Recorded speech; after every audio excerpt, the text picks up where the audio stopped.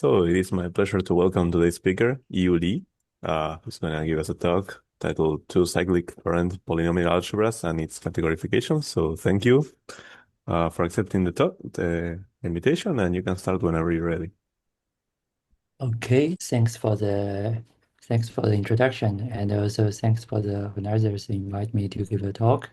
And this talk is based on my PhD thesis, and part of the work has already available on the archive. And this is also a paper, part of the result, joint work with my PhD supervisor, Liangang Peng. And the rest part of this thesis will be on archive soon. Now I'm hard working on that on this paper.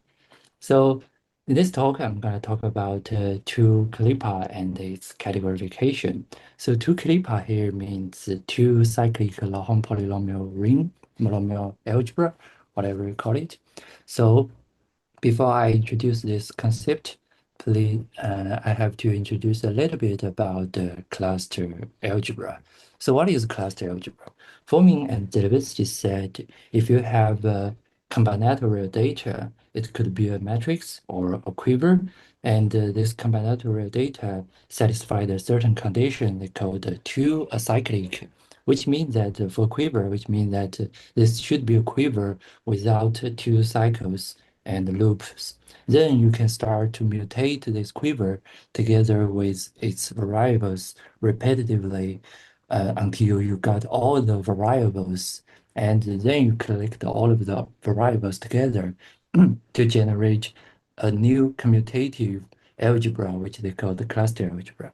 So over the past 2 decades, there are a lot of work, there are a lot of people has already proved that the cluster algebra related to a lot of areas of mathematics, such as algebraic geometry, symplectic geometry, or representative theory. So, for example, Dirksen, Wieman, Zelinsky developed a theory called the quiver with potential. So they start with a non-degenerated quiver with potential and to construct a cluster category. And by using the cluster tilting object in this cluster category to categorify the cluster variables in this cluster algebra. So maybe you noticed that in the beginning, they assumed that the quiver with potential to be non-degenerated. So what is non-degenerated means? So non-degenerated means somehow, I think it means the quiver with potential should be contain the two cycles and the loops. So basically, if you want to consider something about cluster algebra, from the combinatorial side, you should assume that your quiver is a quiver without two cycles and loops. So, but what if we ask a very bold question? Like, what if we start with a quiver contains two cycles and loops? Or in the most extreme case, we start with a quiver only contains two cycles and loops. Is there any possibility to define a cluster algebra?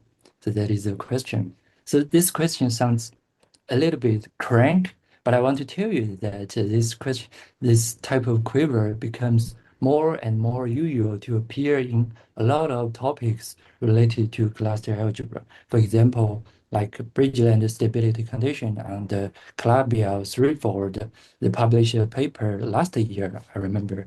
So there are some kind of quiver from the Calabi-Yau threefold, which is the quiver only contains two cycles. Okay, so if we want to develop a theory like this, we have to understand what is two-cycle means in the cluster theory. So for me, from my perspective, I my philosophy is that a two-cycle is nothing but the relative position between two vertices. So nothing here means a lot. So first of all, it means that because for uh, because for two vertices, if there is a two cycle, that means there are no directions for these two vertices because this direction goes to both sides. So in terms of the graph theory, that means that we don't have the parent and child relationship between these two vertices. So somehow in this quiver, there is no sense of hierarchy, or you can see that every vertex is in this quiver is are on equal footing. Okay, so secondly, if you want to quantify this quiver by a matrix, by a symmetry matrix or skew symmetric matrix, it should be a zero matrix here. So that's what I means nothing here. So the relative position here means that the two cycles only reflect the two vertices are neighbors or not. That's all. Okay, so let's introduce some notations first of all. So first of all, we always denote this Q to be the quiver in this talk, and Q0 be the vertex set, and Q1 to be the error set, and S and T to be the source map and the target map separated.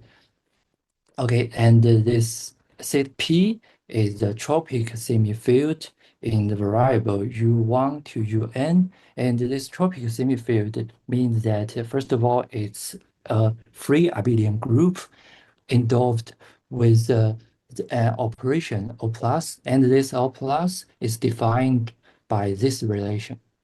Okay, and this if means it's an abelian field here means so it's a rational function field in the variable from x1 to xn, and this qp is also the rational field of p.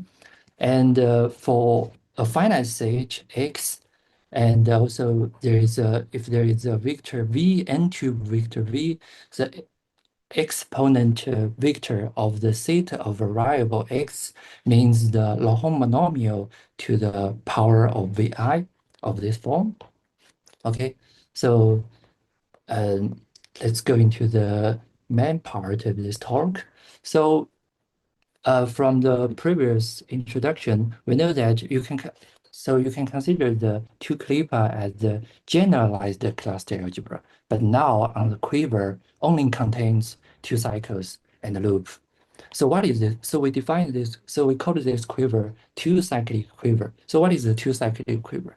So first of all, for each arrow of this quiver, there exists a unique arrow in the opposite direction. And here we have to require that the endpoint of the arrow should be different. And secondly, we require that for each point of this quiver I, of this quiver Q, there is at most one loop at this vertex I. Okay, so and we use this set I to record the loops information of this quiver Q. So let me give two quick remarks about this quiver Q. So first of all, by the first condition of this two-cyclic quiver, we know that actually the loop-free part of this quiver is actually the double quiver, a double quiver of a simplest quiver D. And so in the rest of this talk, we also use this symbol to denote the two-cyclic quiver because this symbol reflects more information about the two-cyclic quiver. Okay, so and the sixth thing is that if this simplest quiver D is a Duncan type quiver, so then we call this two-cyclic quiver Q a Duncan type two-cyclic quiver. So here are two very easy examples. The first one is this A3 bar 1, 2, 3. So that means the loop-free part of this two-cyclic quiver is the double quiver of A3. And the loop set means that each vertex of this two-cyclic quiver has a loop. Okay. And then it's easier example. So this is A2 bar empty set. So that means we don't have the loop in this quiver, and the quiver is just the two-cycle quiver. Okay, so then we have to define what is define the mutation of two-cyclic quiver. So what is the mutation of two-cyclic quiver? So it depends on whether there is a loop on this vertex k, if we want to mutate in the direction of k. So if we don't have a loop on the vertex k, so the mutation would only affect the neighbor of this vertex k. So if we don't have the loop, so the neighbor, let's say k plus 1, don't have a loop, then the mutation would add a loop on this vertex k plus 1.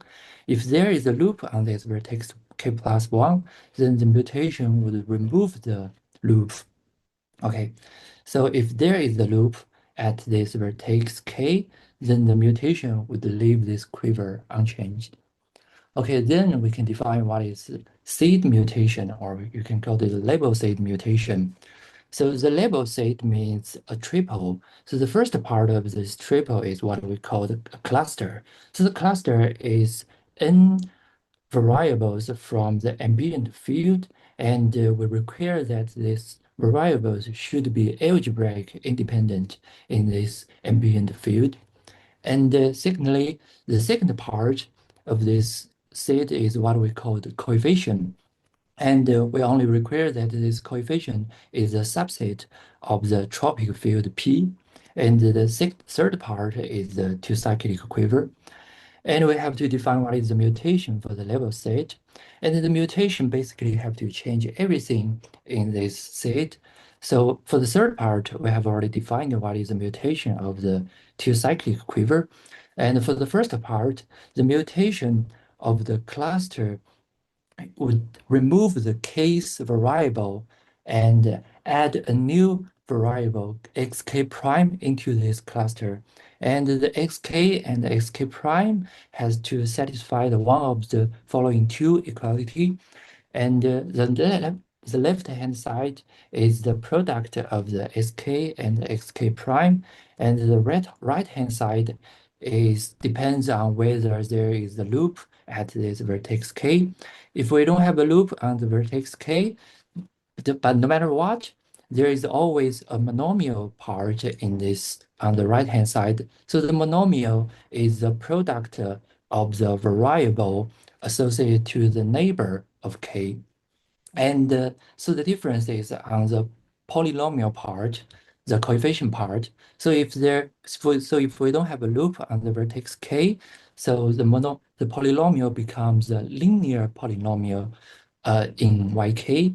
So if we have a loop on this vertex k, then the polynomial becomes a quadratic polynomial in this variable yk.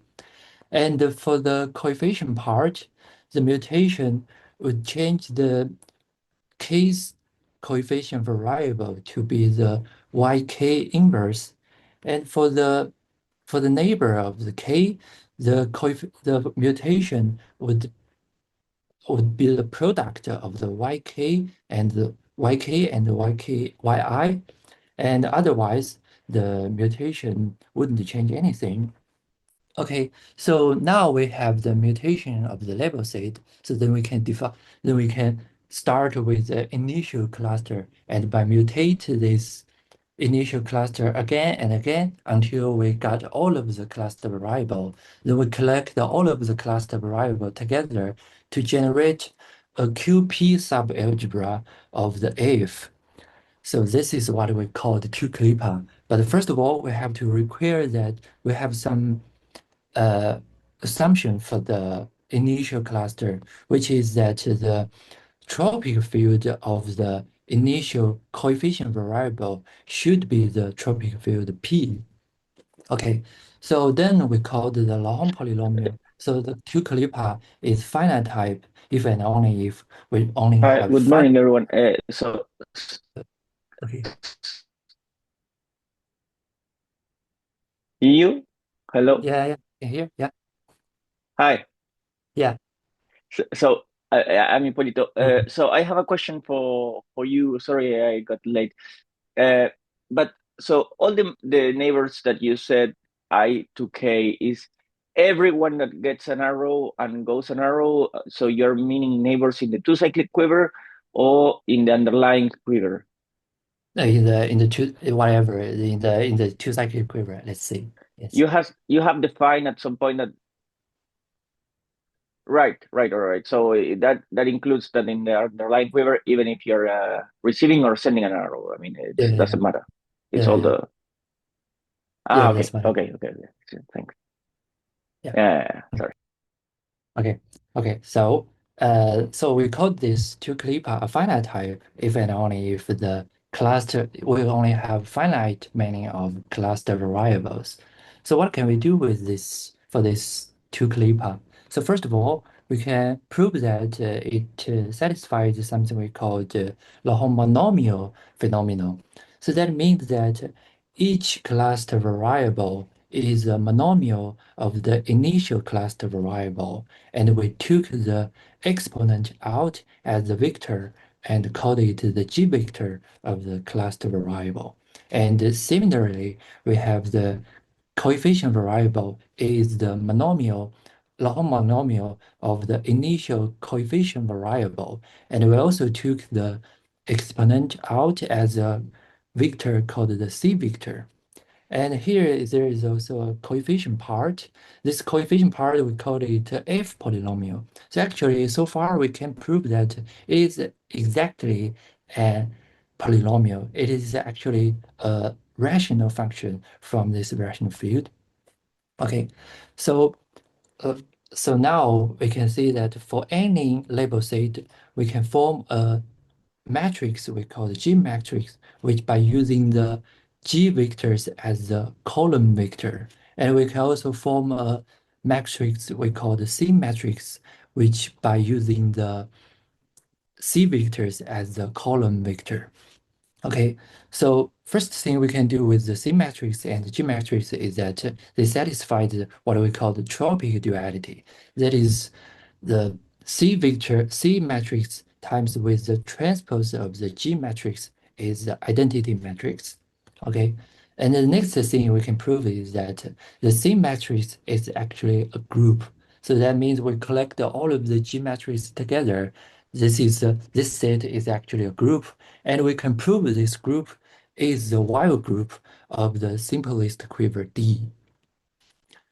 And next thing we can prove is that all of the C vectors consist of a set, and this set is identified with the root system of the simplest quiver D. And apparently we have the sign coherence for the C vectors because we have the positive and negative partition for the root system. And the next thing, final things we can prove is that actually if this 2-clipper is a finite type, then we can prove that this Q, the initial in the initial cluster, is a Duncan type 2-cyclic quiver. Okay, so let me give you a very easy example. So this is a 2-clipper. Sorry, a quick question. Yeah, please. The first results do not depend on your thing to be of finite type. The statements like tropical duality, C matrix group, this is all independent of it being finite. Both of these three parts don't depend on the finite type things. Yeah. Okay, thanks. Yeah. Okay, so let's have a quick look at this. Yeah, I actually have an extra question related to that. Please. So the group action is with the multiplication, right? Sorry? So you say that in the first part, in the second part, you have a group given by the C matrices. So this group action is given by multiplication. Yeah, by multiplication. Yeah. Yeah, right. So okay, maybe this is a question that you could answer at the end of the talk, but I will ask it now nevertheless. And it goes as follows: you have that a C matrix would have an inverse within your group, but this inverse should be also the G matrix of some other seed. Do you know how to relate those? About the same seed somehow. I mean, you will have two seeds that would have a C matrix, right? One which is inverse to the other. But if you fix one of those, you will have a G matrix.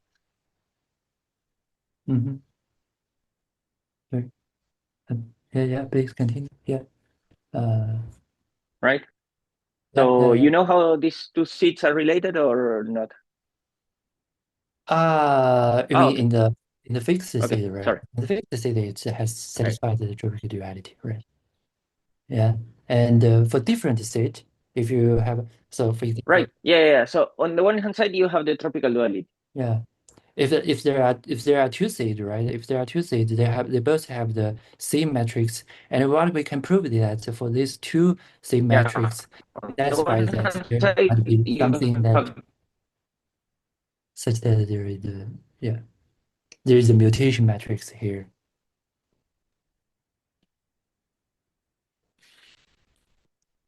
Okay, so I think he's having connection issues. Yeah, Hipólito's connection is pretty bad. Right.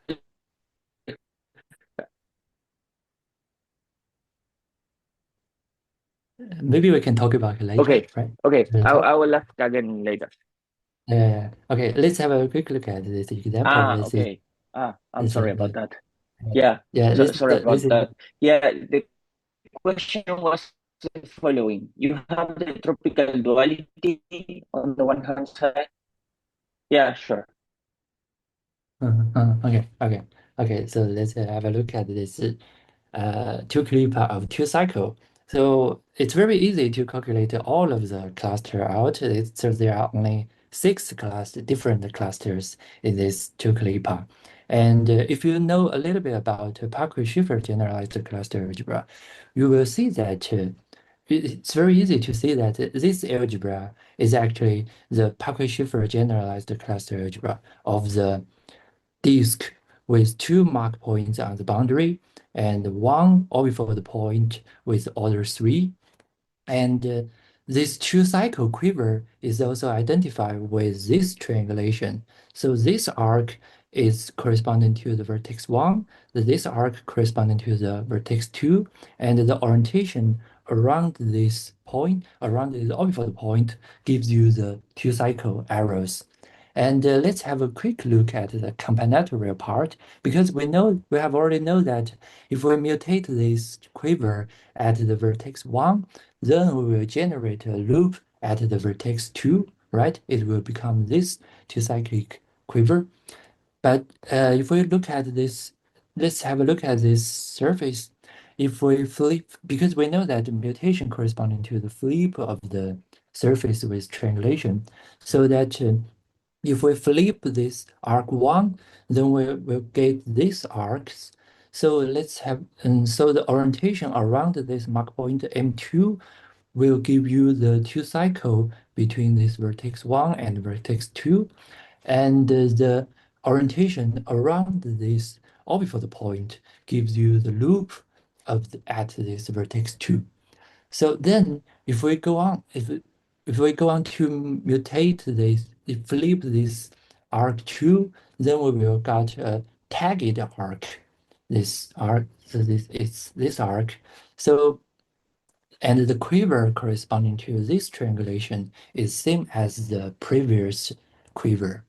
Okay, so that is basically same as our mutation rules. Okay, so what we can prove is that actually, if the two clipper, the two clipper is the Parquet-Schiffer generalized cluster algebra, if and only if the Q is one of these 3 following cases. Okay, this is what we can prove. So if we step one more step into this generalized cluster algebra of Parquet-Schiffer, so we can know that this surface is actually obtained by a 3-group action on the surface with 3 mark points on the boundary and 1 puncture. And this triangulation also obtained from this 3-group action on the triangulation of this guy. So this 3-group action will act this arc 1 to this arc 1 to this one and to this one. So this is basically the rotation of the arcs. So because this surface is also considered as the geometric model of the cluster algebra, so we can obtain a 2-cyclic quiver from this. So we can obtain a quiver without a 2-cycle from this surface with triangulation, which is this quiver. And we can see that this quiver is actually the Z3 cover of the 2-cycle quiver, right? Okay, so then Parquet-Schiffer proved that if you consider the cluster algebra of this quiver and then consider the subalgebra generated by the seeds, which is with the Z3 group action, and then moduli this subalgebra by the relation x equal to the gx, then we'll get the two-clip of two-cycle. But Parquet-Shifter theory only works for the surface model, which means that in our cases, this theory only works for these three cases. But what we can prove is that for the AN type two-cyclic quiver, ANI, there is always exist a quiver, these three cover CANI, and the two clipper of this ANI is the subquotient of this cluster algebra. Okay, so because I'm a finite dimensional algebra person, so I want to understand this algebra from the representation theory perspective. So first of all, I want to know, can I categorify these two clipper, right? So the next part I want to introduce what is the categorification of the AN type two clipper. So first of all, I have to introduce two concepts. First is potential. So potential means the sum of the circles, the sum of some circles in the complete path algebra. And the Jacobian algebra is a quotient algebra by the path algebra moduli the closure of the ideal generated by the partial difference of the potential. So let's go back to the two-cyclic quiver, to this certain type of two-cyclic quiver. So for this two-cyclic quiver, we know that this two-cyclic quiver is the two-cyclic quiver with the loop-free part is the double quiver of AN, and the loop from the point 1 to point M, there is a loop at this point. So what we can do is that we can define a potential on this quiver. So this potential is like this, is of this form. So this potential looks a bit messy, but we can unpack it. So the first summand is the sum of all the loops to the power of 3 times with the coefficient. And the second summand is the sum of all the two cycles to the power of 3 times with the coefficient. And this two summand is the sum of all the three cycles consist of the loops and the two cycles, like this. Okay, so the last part is like this. So because there are some points don't have the loop, so we also count all the 4 cycles here to be the summand of this potential. So what we can prove is that if this quiver with potential satisfied a condition that, like, first of all, it has to satisfy that M and N have the same parity, and this coefficient Ki and Ti satisfied a very, very weak inequality, then you can prove that the Jacobian algebra of this quiver with potential is a finite dimensional algebra. And then we can also prove that this Jacobian algebra is a self-injective algebra. Well, if you know a little bit about Labadini potential, you will see that actually for these 3 cases, this is actually the Labadini potential of these 3 orbifold with triangulations. Okay, so let's go to the categorification part. But first of all, we have to acknowledge a fact that is, for any AN type two-cyclic quiver, we can find a quiver of this form such that this two-cyclic quiver could be mutated to this quiver. So that means this two-cyclic quiver is a representative of the mutation equivalent class of the AN type two-cyclic quiver. So, okay, so we can define the two-cyclic Caldero-Chapoton map for the model category of the Jacobian algebra.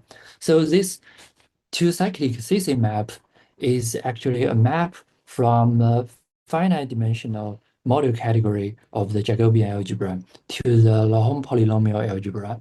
And namely, this CC map is of this form. And so in this CC formula, this GREA means the quiver Grassmanning of this module A. And the quiver Grassmanning here means that the set of the submodule of M with the dimension vector E. And it has already been proved that this set is an algebraic variety. So we can consider the Euler character of this algebraic variety.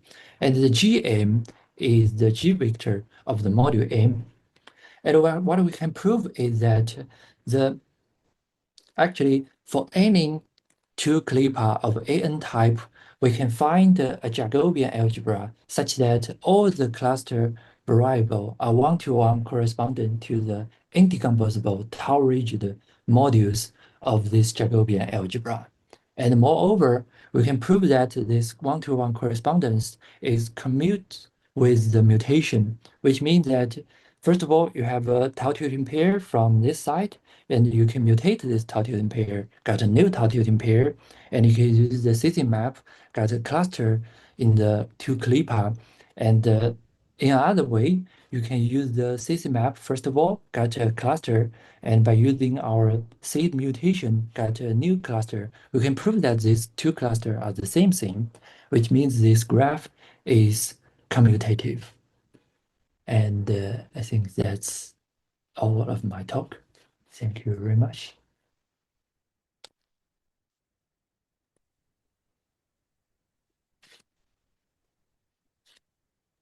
Thank you very much. That was really nice. Are there questions? I think so. Yeah, please ask. Maybe you could answer Ippolito's question first. Yeah. Yeah. So hope the connection is better now. So the question is, so you have these two. I mean, before anything, your results are great. I mean, I really like this. I mean, this is amazing. I have several questions actually. The first has to do with the points 2 and 3, right? You have this tropical duality on the one hand side and the C matrix group in the other, right? Yeah. So if you have these two things, so you fix a seed, right? Yeah. And this seed would have a C matrix and a G matrix. Yes. And then this C matrix would have an inverse, which is the G matrix on the one hand side, and also would have an inverse in the C matrix group. Yes. That's so right. this inverse in the C matrix group should is the C matrix of some seed? This is the first question. Yeah, because there is a transpose, right? There is a transpose of the G matrix, so it's not actually the G matrix of the. So it's not actually like a C matrix is the G matrix. So there's a little bit difference, but it's basically the same thing. Yeah, true. Well, very well pointed out. So, but is there some kind of self-duality? I mean, is there some kind of a relationship that you can describe within this cluster algebra using this, like, because in a way you're having a C2 action there, right? That you could send. So what do you mean the Z2? Every seed to its dual seed in a way, which I mean, I mean, you can send every seed to the seed which has the C matrix, the inverse of your original seed. And when you do this, you repeat twice. This is an involution, right? Yeah. Yes. So the cluster algebra has some kind of symmetry and yeah, I don't know if you have studied this or this can be seen in a certain way. I think there are some duality between the tropic semifield and the cluster and this two clipper. But I'm trying to understand that. But yeah, that is Okay. still a question. Yeah. I think that's still a question. Yeah. Okay. Right. Yeah. Okay. I have more, but you can go ahead, Max. Yeah, I had a question also about the mutation of the Jacobian algebra. So you say you mutate your seeds, right? And your theorem says that only the Jacobian algebra of the one where you have a certain interval is finite dimensional, and that you can mutate between them. But does the mutation preserve the finite dimensionality? Or you can, yeah. Yes, but I mean, in this talk, I didn't introduce the mutation of the two-cyclic quiver with potential because from Right. Dixon-Williams density series, their quiver with potential mutation theory doesn't works on the quiver with two cycles and loops. That's the point. Right. So if you want to mutate this kind of quiver with potential, you have to develop a new theory of like mutation, the quiver with potential with the two cycles and loops. That's the Yeah, you point have to of come view. up with a new No? potential every time, right? Sure. So that's the point. So actually, I have this kind of the theory in my PhD thesis, but I didn't introduce it because I think there are still some of the problem here I have to fix. But like you said, I have already defined some type of quiver with potential mutation, which such that the finite dimensional is the invariant of this mutation. And self-injectivity also? Yeah, I think so. Yes. Yeah, I think the self-injective is it's not very hard to say because it's very easy to see that there is some duality between the arrows going out from the vertex and going to this vertex, right? Right. And also there is some symmetry on this potential. So I think it's not very hard to see the self-injectivity. Yes. Yeah, if after one digests the potential. Yeah. Right. Yeah. I have the question about the three. So the three, where are they coming from somehow, right? So which one? In the potential, you have a very... you mean the three, right? Okay, so Yeah. the three basically is inspired by these three group action from the Parker-Schiffler's module, right? Because like if you consider the quiver with potential on the surface, on this surface, this should be the quiver with potential, like consider all the circles together, right? So the potential should be this one times this one times this one as this one, the product of these 6 circles. And if you use this three group action on these 6 circles, then you will get this 2 cycles to the power of 3. And also this coefficient, where these coefficients come from. Yes. Yeah. I think, but I mean this coefficient 3 is not very necessary. I think you can just remove this coefficient. I think, yeah. No, yeah, but it's nice. I had another similar question. Yeah. Sorry, unless you want to continue. Also, just no, go ahead. It's maybe a little bit technical as well, but in your definition of the mutation of the labeled seed. Yeah, let me go back to this part. Okay. Yeah, it was at the start. Yeah, I wondered why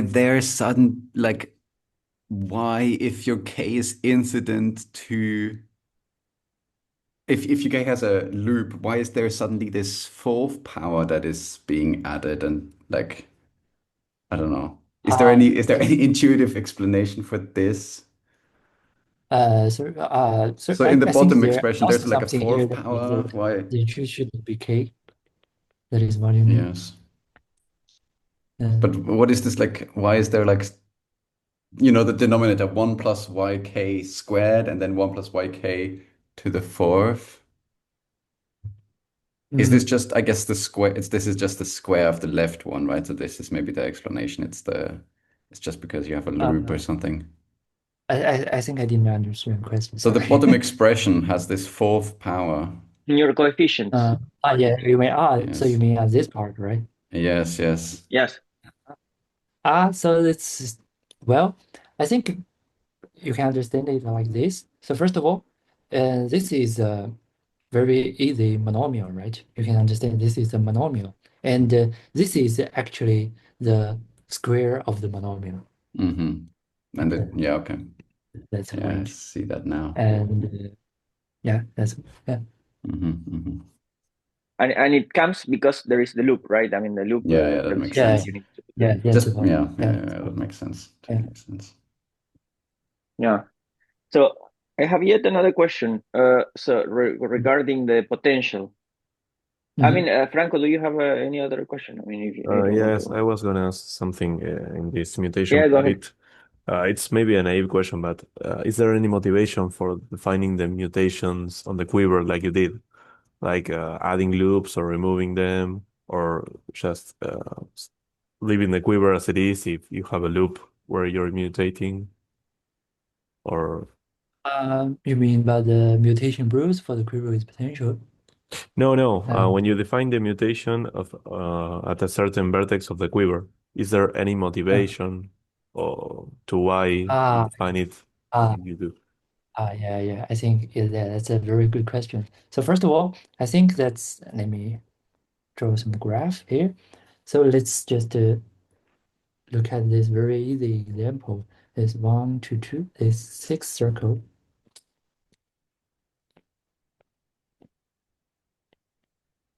Okay, if we look at this example, this is actually these three cover of the 2 cycle, right?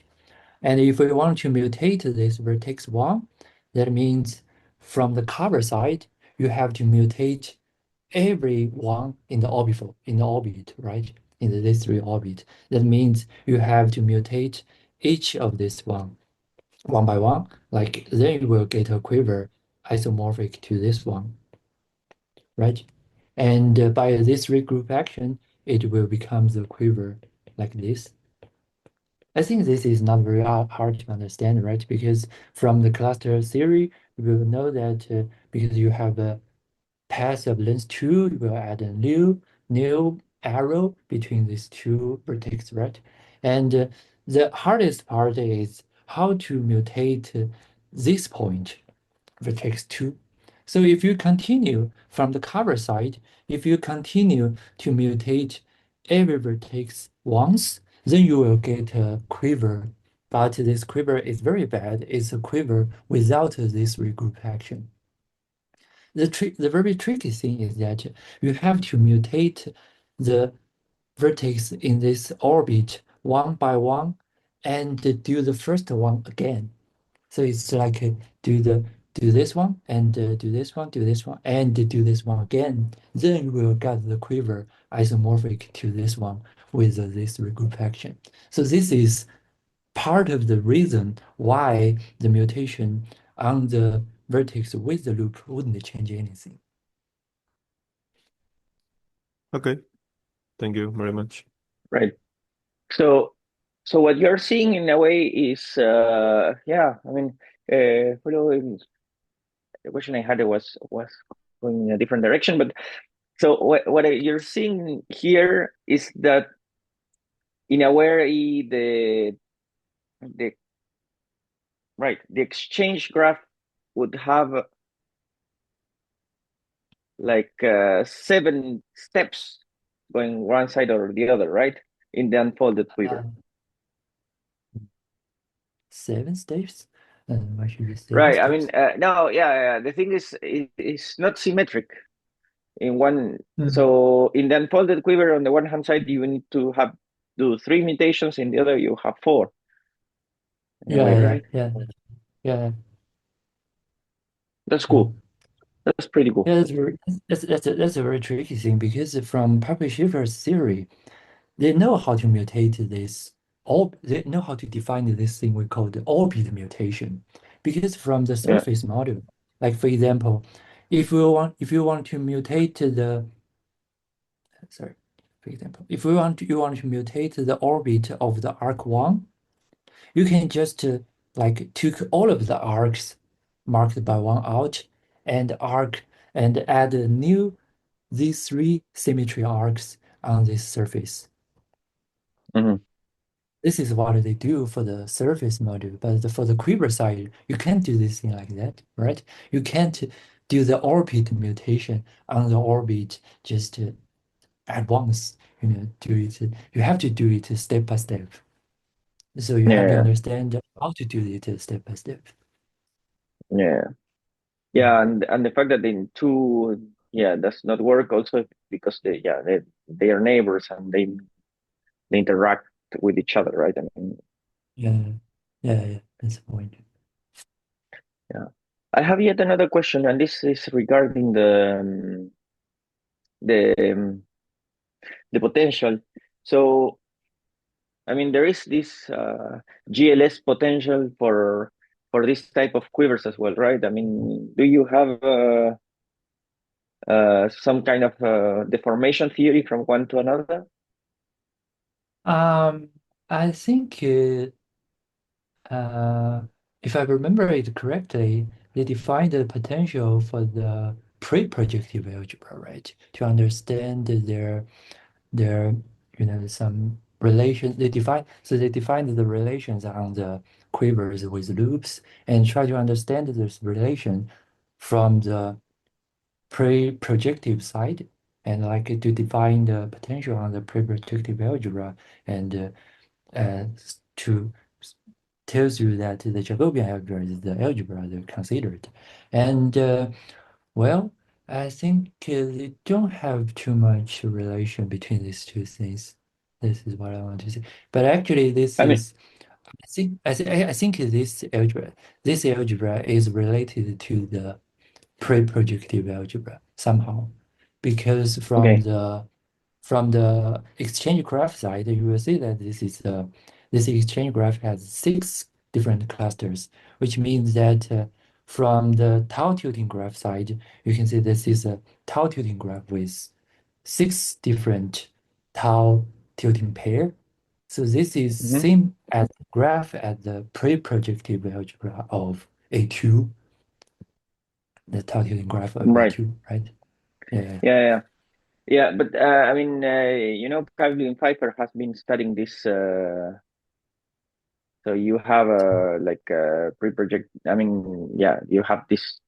It looks Mhm. like two-cyclic quivers, but you have a different potential, and the potentials are stuff that you fix. You fix a matrix. I mean, is to study like the cluster algebras coming from non-simply laced diagrams. Mhm. And yeah, so guys Leclerc first, and then Calvin Pfeiffer studied this further. They introduced this particular potential to get that, and I was wondering if you have considered certain kind of deformations from one to another. Um, Mm.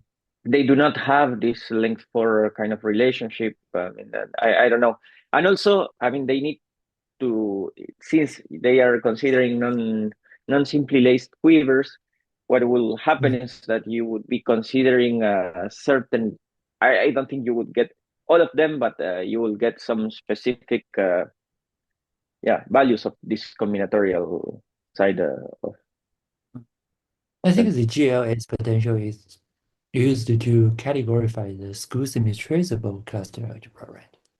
Right, If, I think that's the difference, yeah, because that's different kind of cluster algebra here. right. No, but yeah, okay, that doesn't matter. Yeah.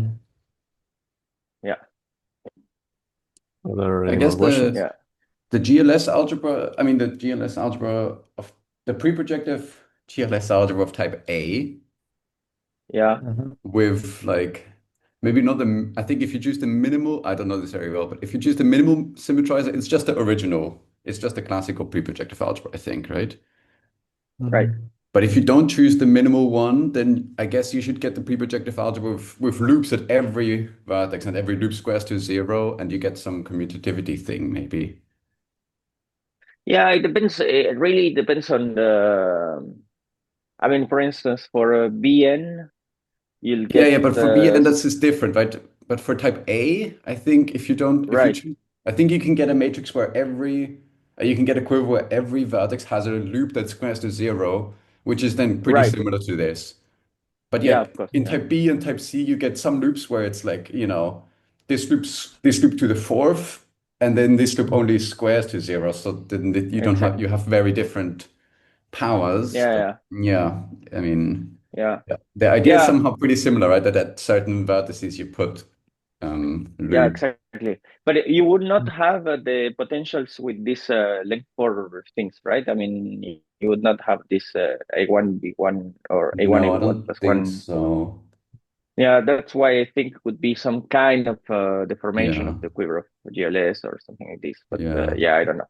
Yeah, they only have these I really relations that are don't like, know. loop, then arrow is the same And as kind of arrow and then the arrow loop on the then other loop. vertex.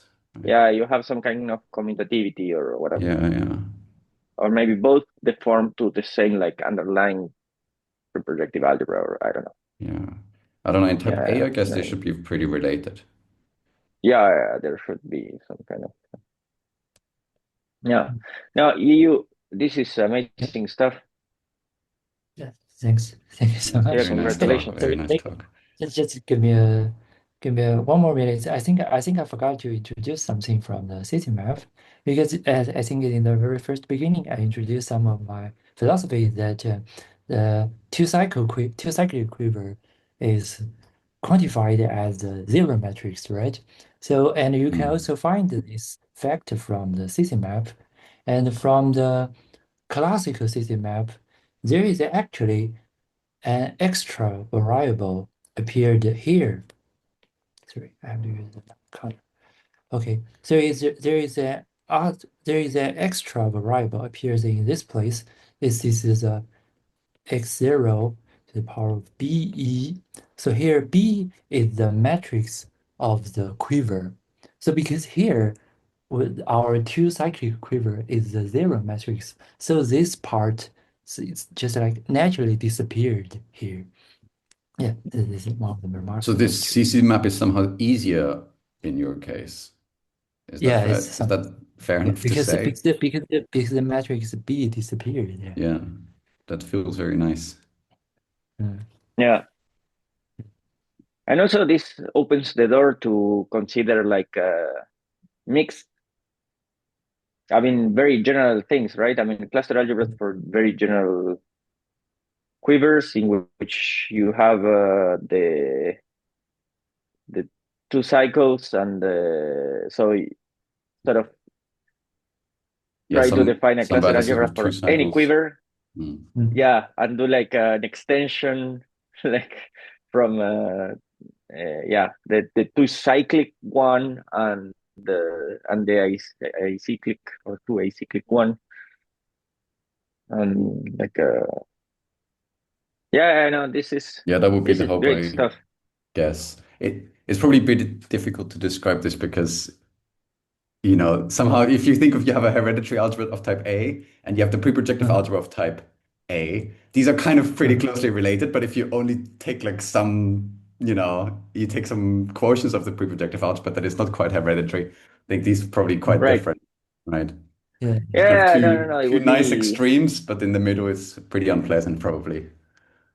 yeah, yeah, of course. But it's a But natural you should, question. yeah, what would be like a subalgebra or I mean, yeah, yeah, but the constructions might be different. Yeah, this is great. Do you have any more Thanks. questions? Okay, so let's thank you again. Thank you so much.